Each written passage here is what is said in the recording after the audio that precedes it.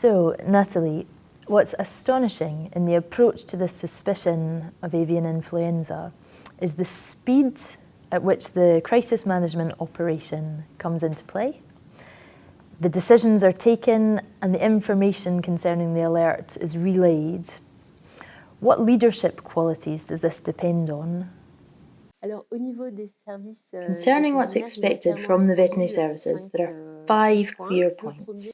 The first is technical competence and a good knowledge of the methodology of crisis management. So for that, we obviously need to have done training exercises and simulations in order to be ready. To have kept our emergency action plans up to date in such a way that the documents are operational straight away when we need them, and also to have material in stock and in good condition so that we're well equipped with everything we need to take samples and so on. Secondly, the rapidity of our response to the alert is crucial because in a crisis, every minute counts. Here the example was avian influenza, but we could be dealing with foot and mouth disease, for example, which is an airborne disease caused by an extremely contagious virus.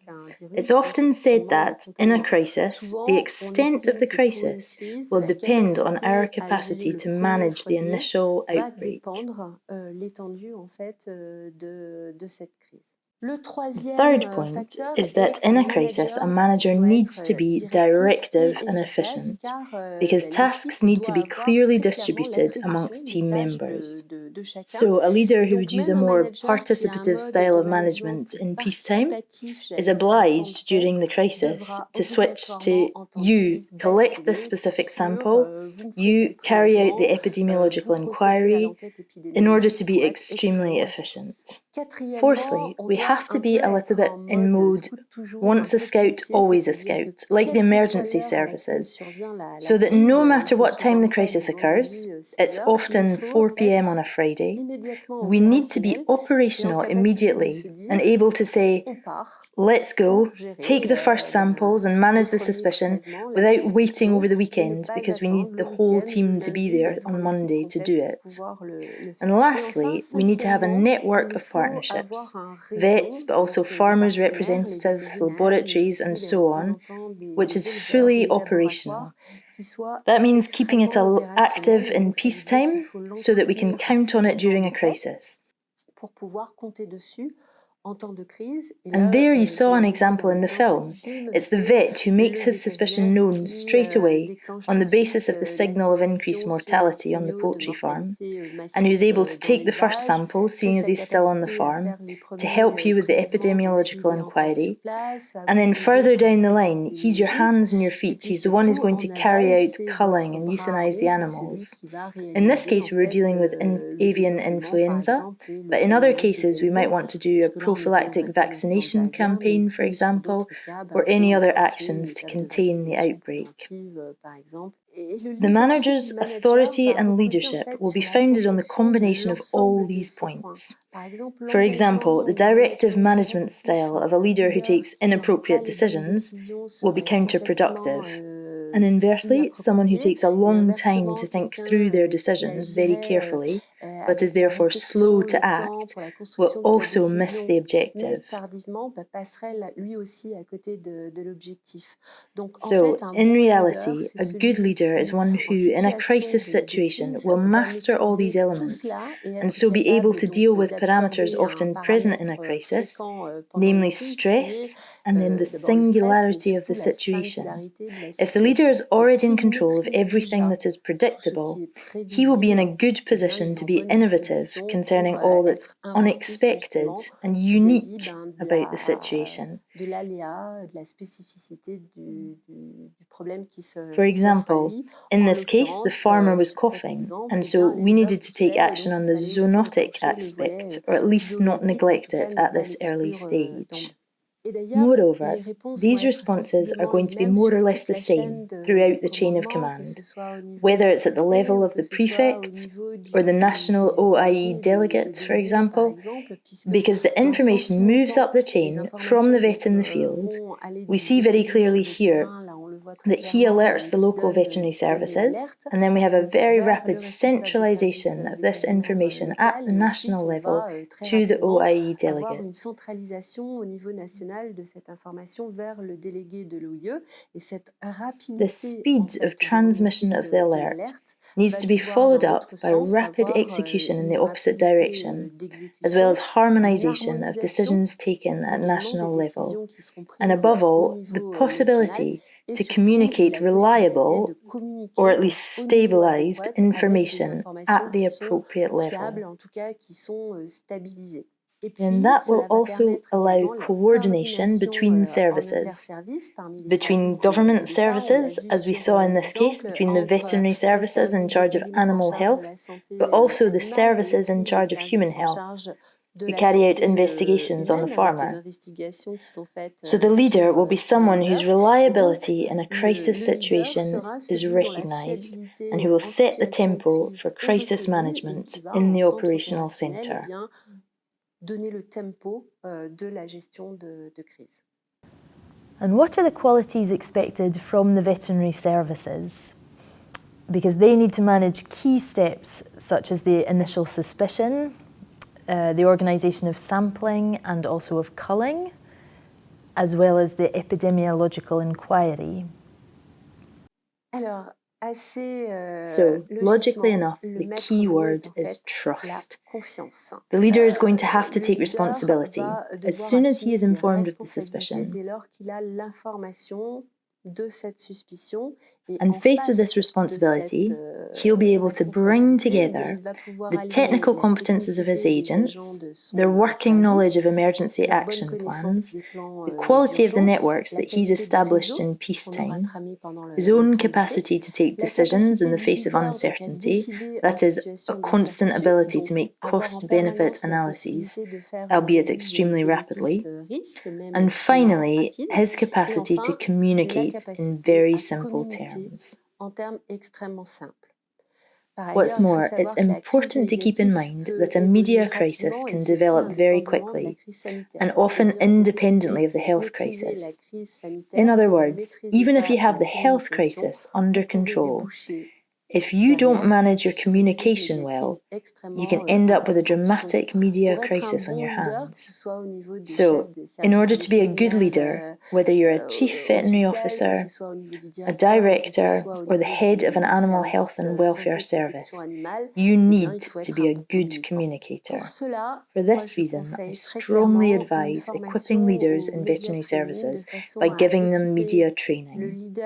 To complement their technical and scientific competences and their knowledge of crisis management methodology with journalistic and communication skills, which enable them to transmit the information they want to get across in a way that will be understood by the general public.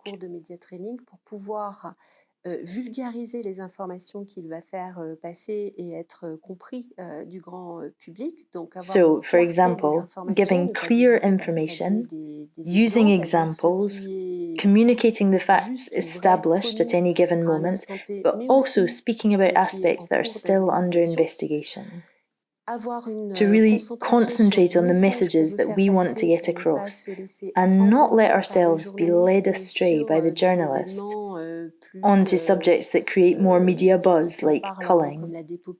If, for example, for the example of avian influenza, your message is, you can safely continue to eat poultry to support the poultry industry economically.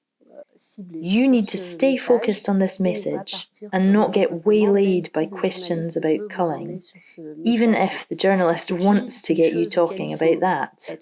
And another thing that you need to be extremely vigilant about is your non-verbal communication, what you communicate by your body language and your expressions. If you say everything is under control, but you don't believe that it's the case, the communication will clearly not be effective. Finally, it's also also extremely important for the leader to take care of his internal communication, because we're going to mobilise a team, we're on several different sites, and we need to keep going, as we saw in the film, from the initial suspicion to the moment it's confirmed, right up to the culling of the animals.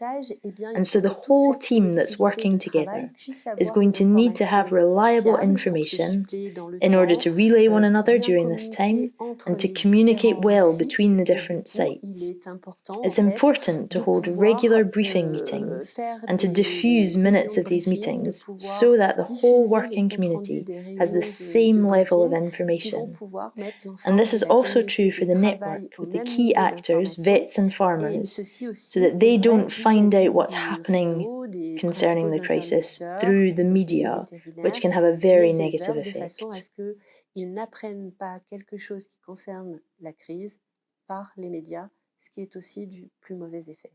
And for example, something that we never think about in terms of internal communication between the teams working on the crisis is to talk about the trains that arrive on time. The sample has been taken, it's been sent to the lab. Often, when we communicate, it's because we're having trouble. We can't take the samples, or we have a problem with the epidemiological inquiry. But we also need to mention the things that go according to plan, because, for example, depending on when the samples go to the lab, we'll know at what point we might be able to expect the results. And so there, again, we can communicate to say that we don't have the results, but that probably tomorrow morning at 9 a.m. we will have the results for this suspicion. A capacity for reorganisation seems to be a key skill for the leader who needs to adapt rapidly as the situation evolves. What are the qualities that a leader needs in this domain? Very clearly, adaptation is essential. The leader must constantly adapt his decisions as the crisis evolves. As soon as he's informed of a suspicion, he is responsible. From that moment on, he needs to take all the decisions necessary to cover all his bases with regard to the information given. That is, to carry out the investigation properly in order to move on to the next step. Managing the declaration of infection, for example, if the suspicion is confirmed. So, the organisation of crisis management units, such as the Veterinary Services Crisis Unit and the Operational Defence Centre at the Prefecture, are fundamental because they're going to enable you to do briefing meetings and to take decisions together, which then enable the other sites to react. What's going on the farm, at the DDPP, what's happening at the Prefecture, and maybe what's going on in other services as well, such as the human health services. The leader is naturally going to have to reorganise his team, because in peacetime we each have our own schedule, our tasks, vaccinations, samples, inspections, and so on. And here, depending on the nature of the crisis, we're going to have to drop everything to make dealing with the crisis our top priority and reorganise the scheduled work to be able to put the emergency action plan into action straight away with the people who are there at that moment. In reality, a crisis often happens at 4 p.m. on a Friday, so we need to be able to use the specific skills and know-how of the agents who are present, as well as their qualities, such as their capacity to deal with stress, or to be the right interlocutor for the people concerned. For example, breaking the news to the farmer that we're going to have to cull his flock. So reorganising is also the art of descheduling. That is, saying this is no longer important, for example, to a team in charge of food safety who are going to come and help the animal health and welfare team to deal with the crisis.